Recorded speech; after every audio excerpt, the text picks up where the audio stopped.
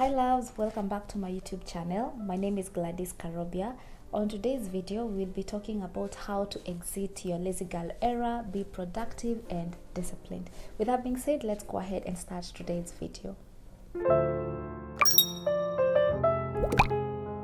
Lately, I've been feeling so unmotivated. I've been feeling so lazy. This has been happening for a period of more than 3 months, if I'm being very honest. I find it so hard to wake up on time. I've become so good at snoozing the alarm. Like if I set my alarm at 7 a.m., I find that whenever my alarm will ring, I'll push it to 7:10. It will ring again, I'll push it to 7:20, 7:30, and then I find that I was supposed to wake up at 7 and now I'm waking up at 7:40. Then I have to rush. I will skip breakfast. I just do everything so quickly in the morning. I'm rushing and my day is all over the place because I've already messed up my morning. And I have struggled, and every time I keep on promising myself the next morning will be better, only to repeat the same pattern again. I felt the need to do this video because I have come up with some things that have been helping me to exit this lazy girl era I'm at.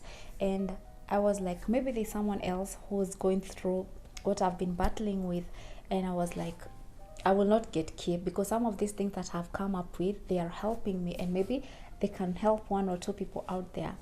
So the number one thing I am doing right now that has helped me or is helping me to exit the lazy girl era is waking up on time.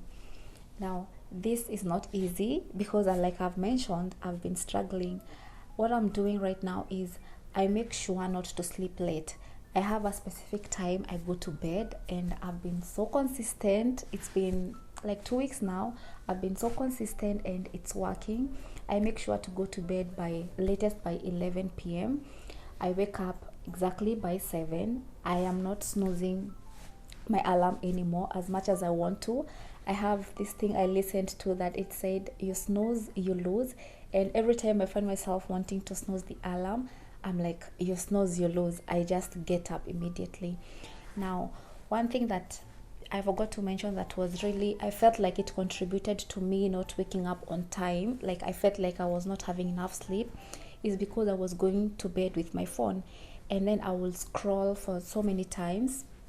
Then I find that I'm spending almost 2 hours when I'm in bed, but I'm still on my phone. So, and then I was using my phone to set the alarm. Now what I have done, I'm no longer using my phone to set the alarm. I bought this alarm clock over here. This is the one I've been using, and oh my goodness, this thing will wake you up. Like you don't have a choice, you have to wake up because it's so noisy, but it's really helping me. And this is what I am using. I really recommend because some habits you don't break them overnight. It takes time, and for me, I knew that I'm struggling with my phone at night and I had to totally ditch it. I don't take it to bed because I have this one. This is what I'm using. Now I'm able to wake up on time. I don't snooze and it's working. Okay, next thing that I am doing is when I wake up in the morning, I make my bed immediately. Now, you know when you wake up and then you're like, maybe you're not going to work or you're just planning to stay at home, or maybe you work from home, or let's say you just want to spend the day at home. One thing that I've come to realize is that if you don't make your bed in the morning, there are chances that you will go back to bed to sleep. Maybe you'll be like, let me just go to the bathroom and then I'll just come to bed for 20 minutes, which is normally not the case. So what I'm doing is immediately I wake up, I make my bed. And whenever I make my bed, it looks so good. It's kind of hard for me to go back to bed. I don't know if it's only me, but whenever I see my bed looking all cute, I don't want to mess it. I'm always like, now I don't want to go to that bed. It looks so good. Let me just watch it from a distance. And it's really, really helping me. I don't go back to bed because I immediately do it on time. Next thing I'm doing to help me exit the lazy girl era is that I have a routine. I have created a morning routine for myself, and this one is making my morning so exciting. What I'm currently doing is when I wake up, I do my bed, I open the curtains, I go to the bathroom, I freshen up, I do my morning skincare routine. Whenever I feel like I want to work out in the morning, or sometimes I feel like I want to work out in the morning, or sometimes I just do it in the evening, but not every day. I'm just taking the baby steps. I don't want to pressure myself or anything like that.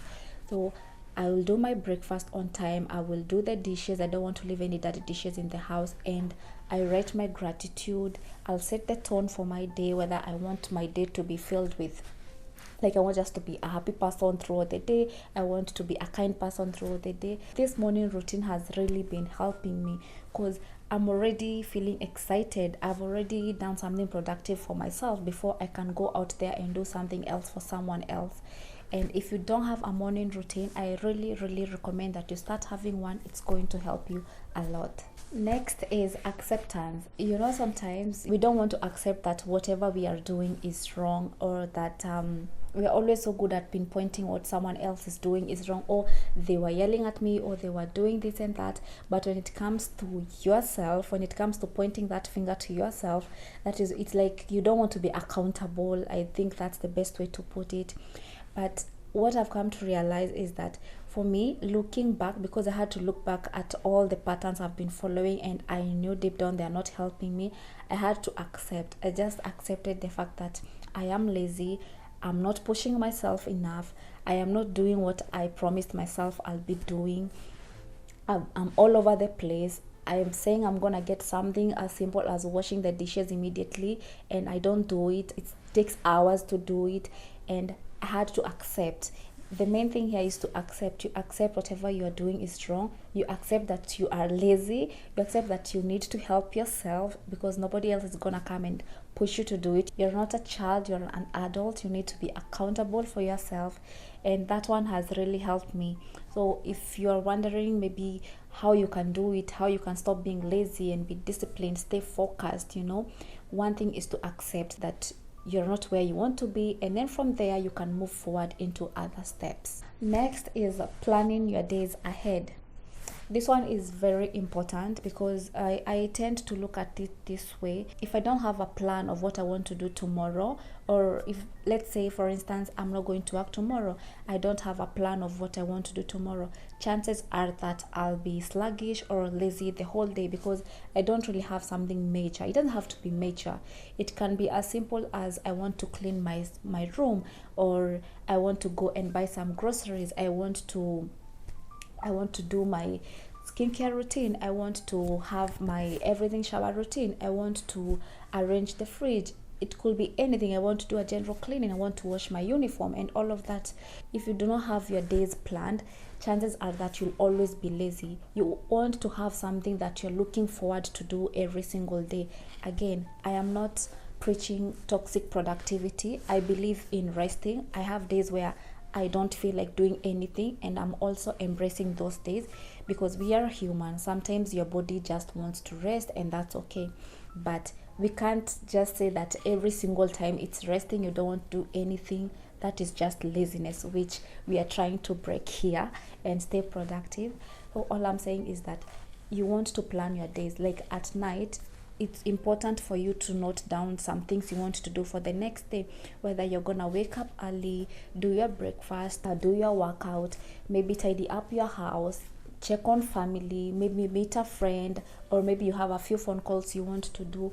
Plan your days so that you will be feeling as even if you rested, you still did a couple of things which were productive, and you're not lazy all the time and you're there complaining that life is boring and you're the one contributing to it being boring. Next is changing your habits. Changing your habits is not easy. Sometimes these small behaviors we tend to do, we get so good at them that they become just so automatic. Like it becomes so obvious of you spending hours on your phone. It's so obvious of you going home after work and you just sit down with your uniform for 2 hours doing nothing.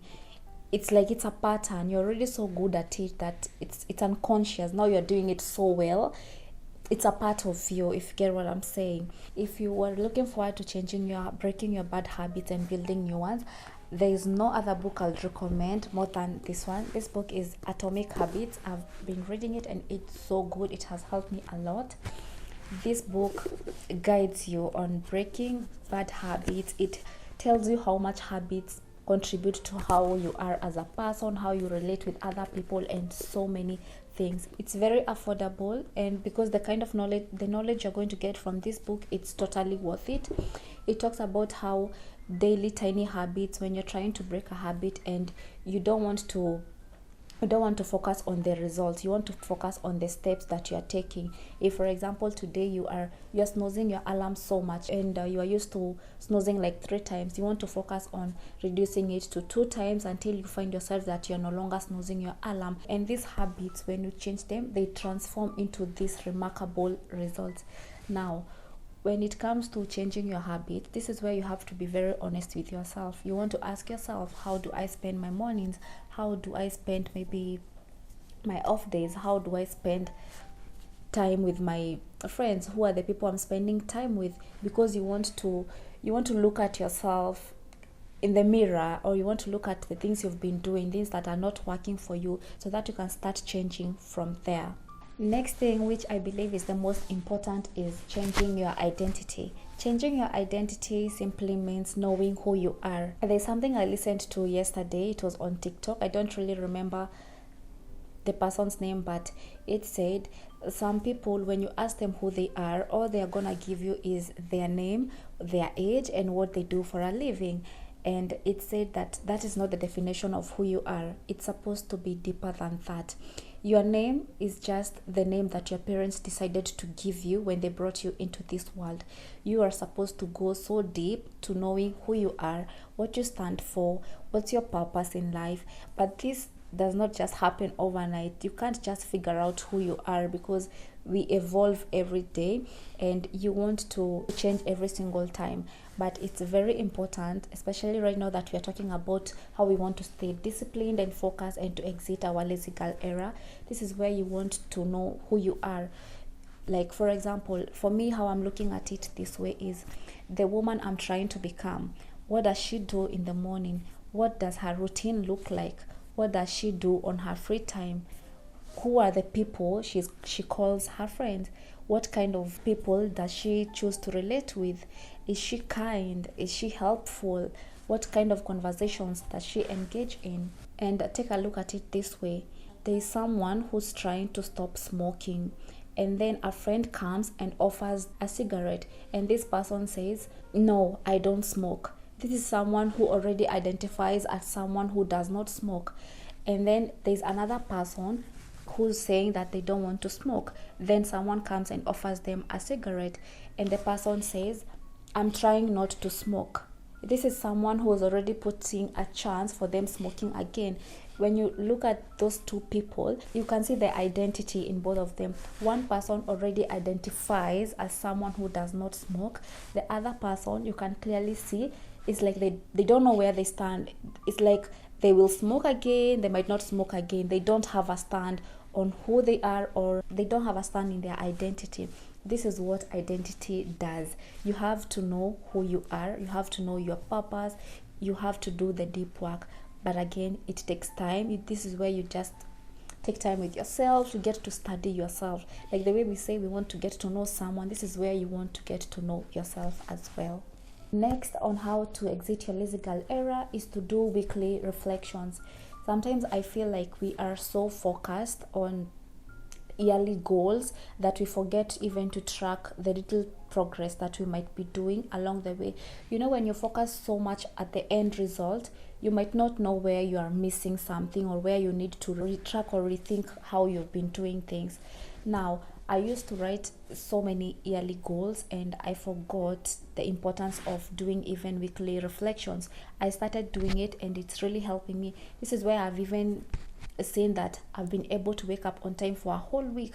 If I was only focusing on the whole year, I would really not even remember that, oh, I did so well in this week. I will miss those small accomplishments, which matters a lot. Now, you want to be able to be doing weekly reflections, in that in a whole week, let's say you had promised yourself you will stick to your morning routine, you will work out 3 times a week, you will drink your water, you will show up for yourself, you will check on family or a few people who matter to you, and all of those things. When you do weekly reflections, you're like, okay, this one worked, didn't work, where did I go wrong? And then the other week you'll be able to do better, or at least adjust where you feel like you didn't put more effort. And this way we will not be beating ourselves up so much. Like right now, we are just a few weeks to next year, and when I look at this whole year, I feel like it was just all over the place, just because I focused so much on the end result that I totally forgot the importance of also doing these little reflections that really matter a lot. Next thing that has been helping me a lot into exiting my lazy girl era is reading, journaling, all that included. Because when I talk about journaling, this one I've been doing it for so long, but I've not been doing it in the couple of months like consistently like the way I used to do. But right now I've gotten back to it and it's really helping me. Journaling is where you write your thoughts, your feelings. It's like a friend, a trusted friend who would listen to you without judging you, and they're just there. They want you to share, to be vulnerable about your thoughts, your feelings, how you feel like everything is going on in your life and so forth. And this one, you're doing it while writing. You unleash so much, because this one you feel like you can't stop, you're just expressing yourself. Next is gratitude. Gratitude is where you write every single day, even if it's 5 things you are grateful for. Life will not always be perfect. Everybody has bad days. Even those people you think like they have their life figured out, they're always fighting something, or they're always struggling with something. And when you wake up in the morning and you have 5 things you can list down you're grateful for, I believe you'll be excited about the day, about your life, even if it's just not how it's supposed to be or how you want it to be. Now, when it comes to reading, you know, one thing I know for sure is that even the most successful people in this world, one thing they have in common is that they keep on learning, they keep on educating themselves. If you have not started reading, take this from me, take this from someone who had a very bad attitude when it came to reading. And right now, I go to bookshops just to buy books. I have embraced it so much. It has become a part of me. If you have not started reading, please go ahead and start reading. And if you can just do yourself a favor and just start with this book, Atomic Habits, this book you will find yourself in that path where you always want to buy books. If you're not in a position to get the book right now, you can take advantage of the internet and download a book, any self-help book that will help you to open up your mind, to feel good about life, because of course sometimes we need motivation. Sometimes you don't feel your best self, and maybe reading a page or 2 will give you that excitement and that feeling of, oh, life is good. Even if it's not perfect, it's still good, and I want to be here, I want to make something for myself. So if you have not started reading, please go ahead and start educating yourself. Last but not least is moving your body, working out. I've not been the most consistent person in working out, but I've been trying my very best to be very, very cautious of what I'm eating. But I do have days where I'm like, it's like a cheat day, or I can make it 2 days cheat day or whatever, and just enjoy the sweetness of desserts and all of that. But when it comes to working out, the days that I show up and I work out, I feel so good. And right now, I'm not looking at working out because I want to look a certain way. I want to look like that girl who I saw her picture on Instagram and so forth. I'm working out because I'm looking and I'm embracing my body with so much love. I'm working out because it's helping me with my mental health, and it's helping me even when I feel like I'm lazy and I work out, I feel productive. I feel so good about myself. Again, you don't want to be putting a lot of pressure on yourself, like you work out 5 days in a week. How I'm doing it, I am working out maybe 2 times a week or 3 times a week, and also putting effort, not really effort, but just like being mindful of what I'm eating, of course, and drinking water. And it's really, really helping me. I feel so much better right now, and like a couple of months ago where I don't know what was happening, right now I'm in a much better space even to share this, because I know it's been working for me, and I'm sure it will work for someone else out there. And that was it for today's video. I hope this video was helpful. Please feel free to keep this conversation going down on the comment section below. Don't forget to like this video and subscribe to my channel if you haven't. Bye.